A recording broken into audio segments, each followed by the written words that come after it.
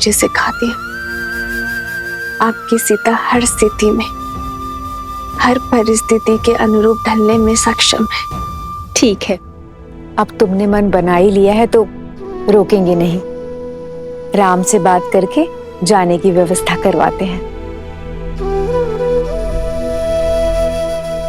किंतु एक चिंता और है माता। आश्रम रिक्त हाथ नहीं जा सकती ना,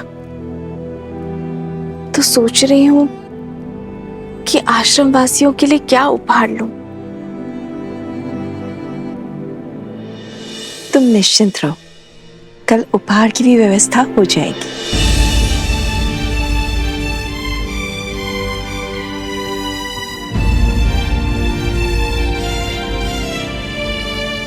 जब राज परिवार ने स्वयं ही अनुचित उदाहरण प्रस्तुत कर दिया है तो कोई क्या करे।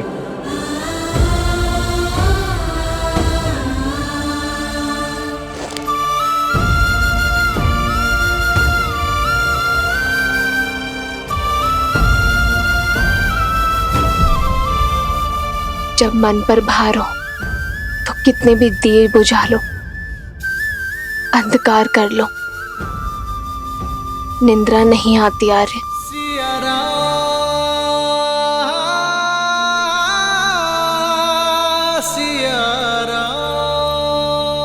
मैं आपकी चिंताएं समझ सकती हूँ आर्य।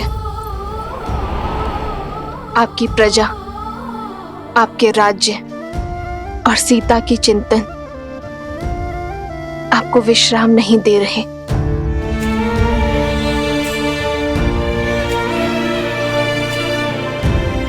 किंतु आपकी चिंता मेरे विश्वास से बड़ी नहीं है आर्य। मुझे पूरा विश्वास है आप सब ठीक कर देंगे। इस राज्य को सुख, शांति, धर्म का स्थान,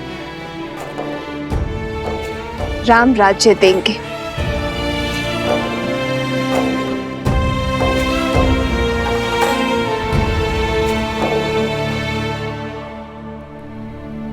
ये आंसू भी ना कभी भी झलक जाते हैं।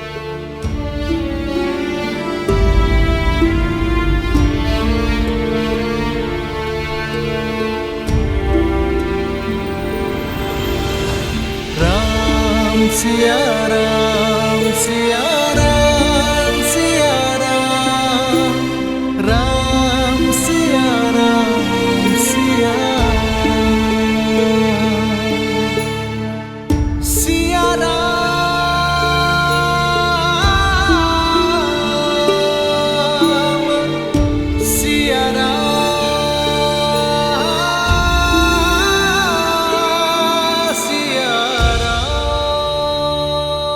ये प्रेम और आशा का दीप है जो ना कभी बुझेगा और ना आप इसे कभी बुझाएंगे। निराशा शब्द में भी आशा भरी है आर्य। राम राज्य बहुत बड़ी आशा है। अंधकार को प्रज्वलित करने के लिए केवल एक दीप ही पर्याप्त है।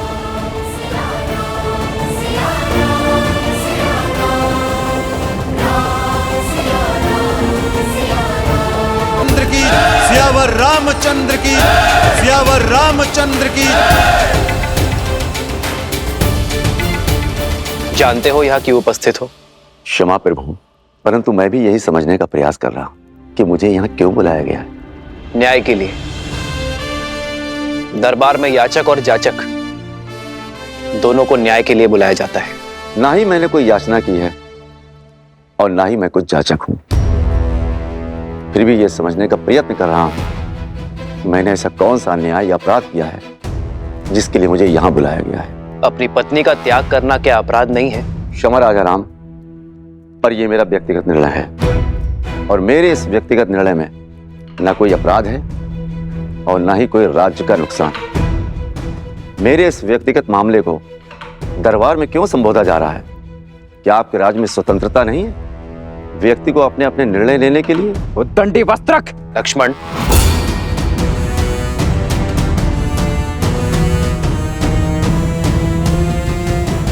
निर्णय और मामला दोनों अवश्य व्यक्तिगत है, किंतु अन्याय एक स्त्री पर हुआ है। उसने अपनी व्यक्तिगत स्वतंत्रता का उपयोग कर सहायता और अन्याय का निवारण मांगा है, और यह अवश्य ही राज्य के क्षेत्र में आता है वस्त्रक। न्याय करना एक राजा का परम धर्म है, और इसी कारणवश तुम्हें यहां बुलाया गया है। तो न्याय अवश्य होना चाहिए राजा राम, परंतु आशा करता हूं कि याचक एक स्त्री है और आप पक्षपात बिल्कुल नहीं करेंगे उस याचक पर जो एक पुरुष है। मौन हो जाओ वस्त्रक, अन्यथा यहीं तुम्हारी जिह्वा काट दूंगा मैं।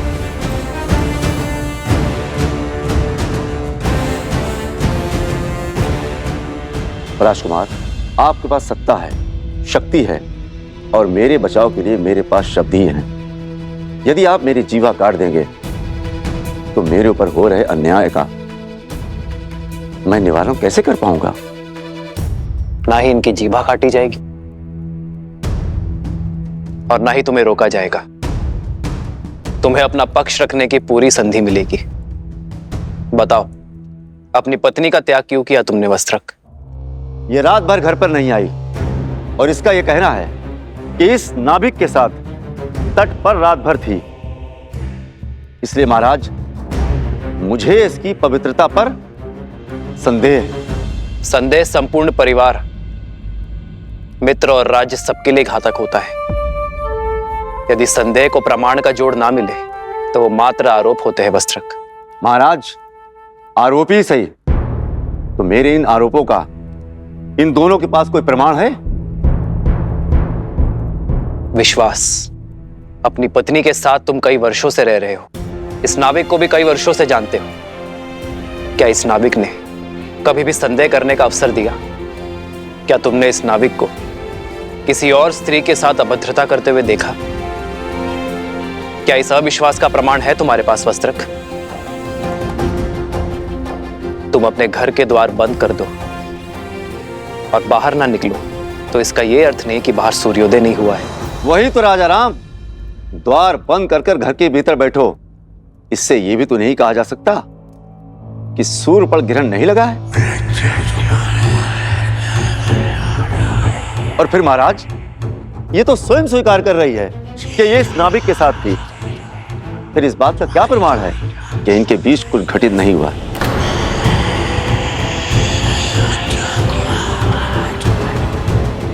और महाराज, सिर्फ बात मेरी नहीं है, मैं अपनी पत्नी पर विश्वास कर भी लूं, मित्र पर भी विश्वास कर लूं। यदि तुम अपनी पत्नी पर विश्वास करते हो तो समस्या क्या है वस्त्रक? समाज, समाज का क्या?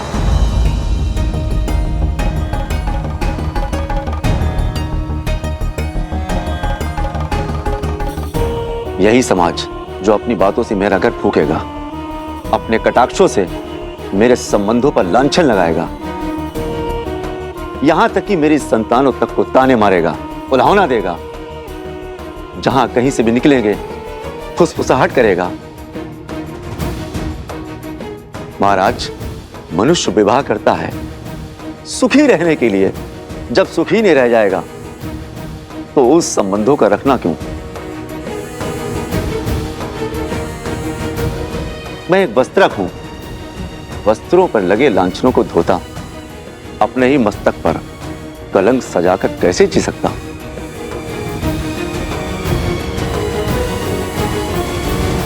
जिसे तुम कलंक का नाम कह रहे हो वो मात्र भ्रम भी तो हो सकता है वस्त्रक। कैसा भ्रम राजा राम?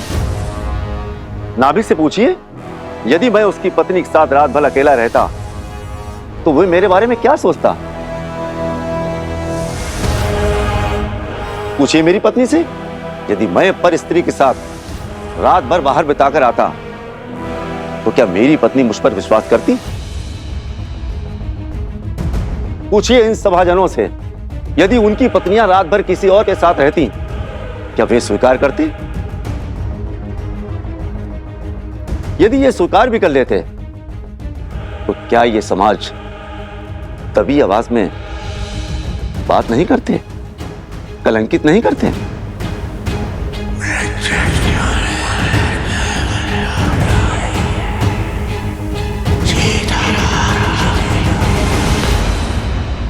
विश्वास का केवल एक ही आधार है,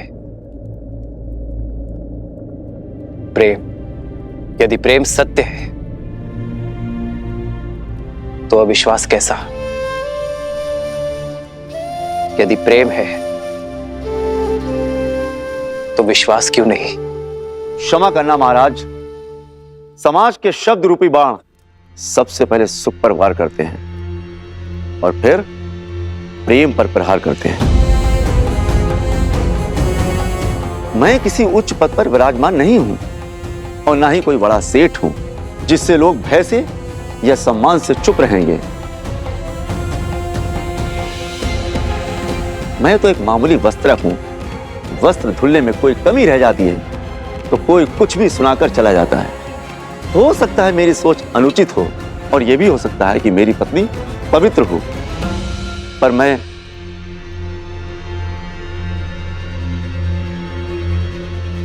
मैं निडर होकर कहो वस्त्रक।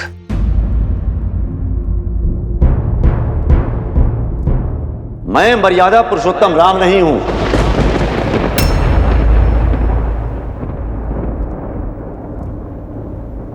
मेरा जन्म दिव्य प्रसाद से नहीं हुआ।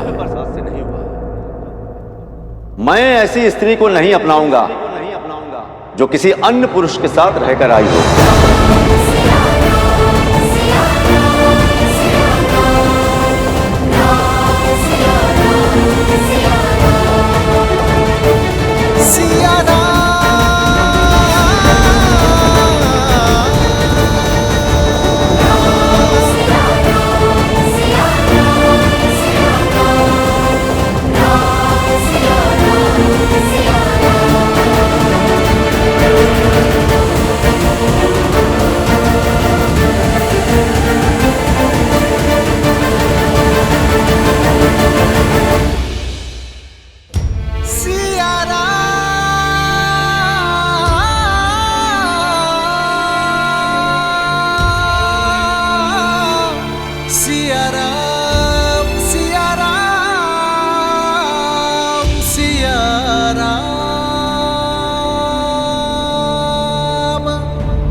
यदि हमारे रघुवंशी ऐसा समाज बनाना चाहते हैं जहां स्त्रियों की त्रुटियों पर पर्दा डाला जाए, तो ऐसे में तो हम तो दूसरे नगर में बस जाएंगे। जब राज परिवार ने स्वयं ही अनुचित उदाहरण प्रस्तुत कर दिया है तो कोई क्या करे? मैं एक वस्त्रक हूं। वस्त्रों पर लगे लांछनों को धोता, अपने ही मस्तक पर कलंक सजाकर कैसे जी सकता हूं? पूछिए इन सभाजनों से, यदि उनकी पत्नियां रात भर किसी और के साथ रहती क्या वे स्वीकार करती? मैं मर्यादा पुरुषोत्तम राम नहीं हूं। मेरा जन्म दिव्य प्रसाद में नहीं हुआ है। मैं ऐसी स्त्री को नहीं अपनाऊंगा जो किसी अन्य पुरुष के साथ रहकर आई हो।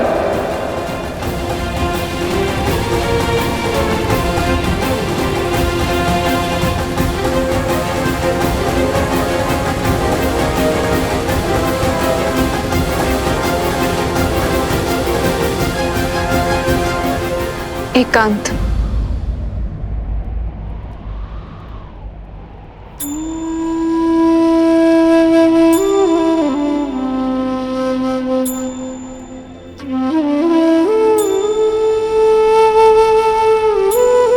चरित्र का प्रमाण जो लंका में दिया, क्या वो अयोध्या में भी देना होगा? आर्य अग्नि परीक्षा।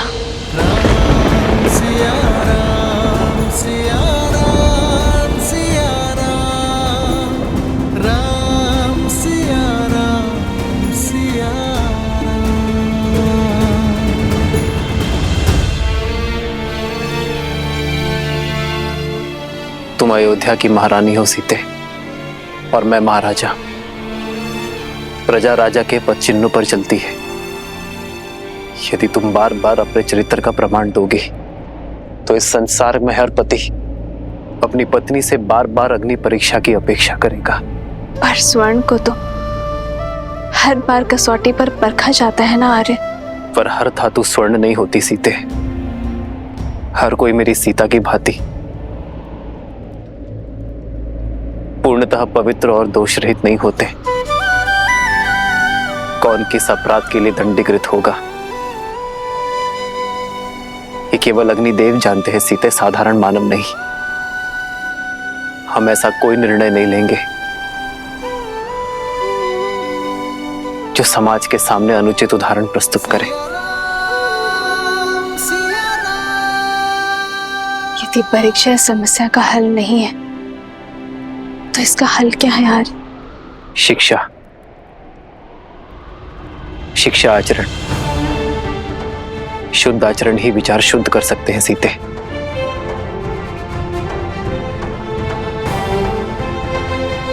मैं नहीं जानता सीते कि अपने समाज को कैसे शिक्षित करूं, कैसे अपनी प्रजा के मन में उठ रहे प्रश्नों को रोकूं।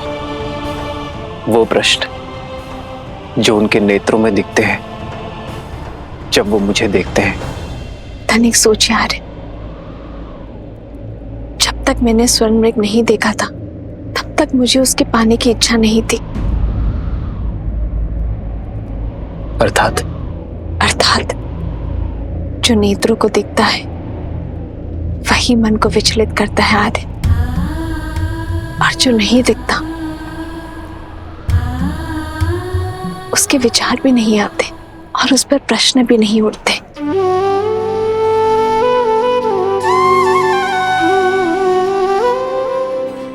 उचित कहा तुमने सीते। कुविचारों से बचने का एक ही मार्ग है, त्याग।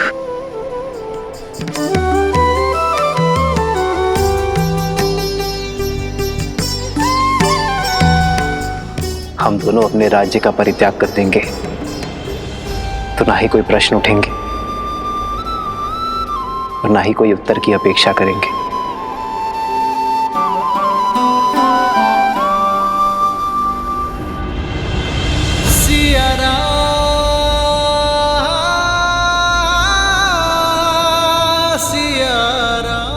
हम दोनों नहीं, केवल मैं आ रहे हैं। यदि हम दोनों साथ जाएंगे तो वो त्याग नहीं, समस्या से भागना होगा आर्य। और रघुवंशी कभी समस्या से नहीं भागते। सीते, आर्य, जिस क्षण महाराजा राम महारानी सीता को त्यागेंगे उसी क्षण अयोध्या के सब दुख मिट जाएंगे। आपकी हर समस्या टल जाएगी आज। नहीं, कदापि नहीं सीते, कदापि नहीं।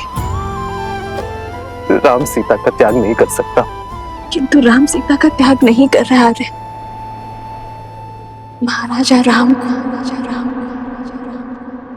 महारानी का त्याग करना होगा।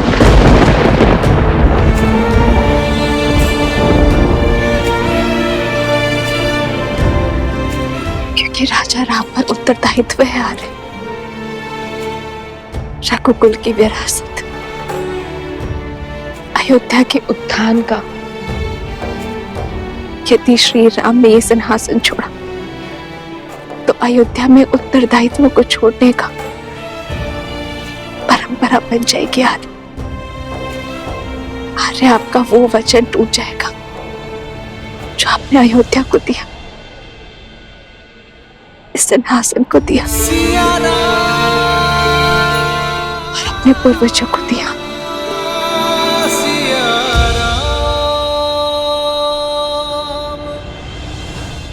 और उस वचन का क्या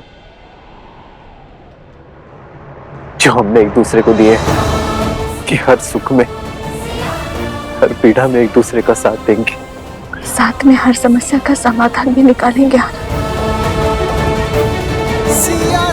अब आप केवल राजा ही नहीं,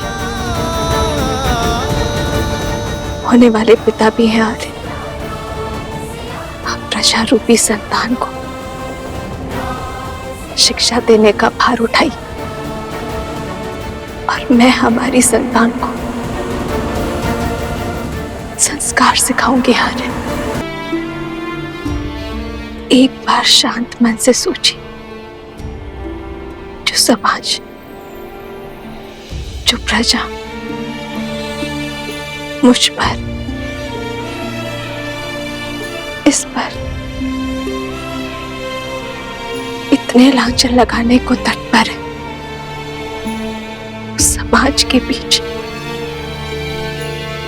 हम उसे संस्कार कैसे दे पाएंगे यार? यही पिता धर्म की पुकार भी है, यही राजा कर्म की ललकार भी है। हमें ये त्याग करना होगा। कैसे करे भापार ये राम राम सिया राम सिया राम। कैसे करे भापार ये राम राम सिया राम। वनवास ने मुझे सिखा दिया आपकी सीता हर स्थिति में, हर परिस्थिति के अनुरूप ढलने में सक्षम है। ठीक है, अब तुमने मन बना ही लिया है तो रोकेंगे नहीं। राम से बात करके जाने की व्यवस्था करवाते हैं। किंतु एक चिंता और है माता, आश्रम रिक्त हाथ नहीं जा सकती ना। तो सोच रही हूं कि आश्रम वासियों के लिए क्या उपहार लूं। तुम निश्चिंत रहो, कल उपहार की भी व्यवस्था हो जाएगी।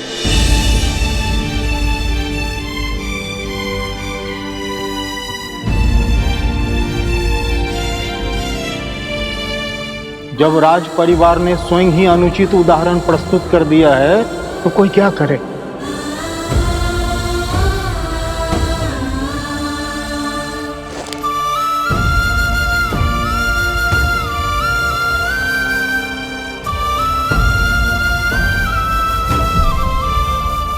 जब मन पर भार हो तो कितने भी दिए बुझा लो, अंधकार कर लो,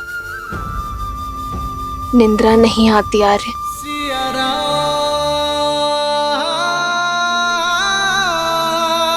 सिया राम। मैं आपकी चिंताएं समझ सकती हूँ आर्य। आपकी प्रजा, आपके राज्य और सीता की चिंतन आपको विश्राम नहीं दे रहे।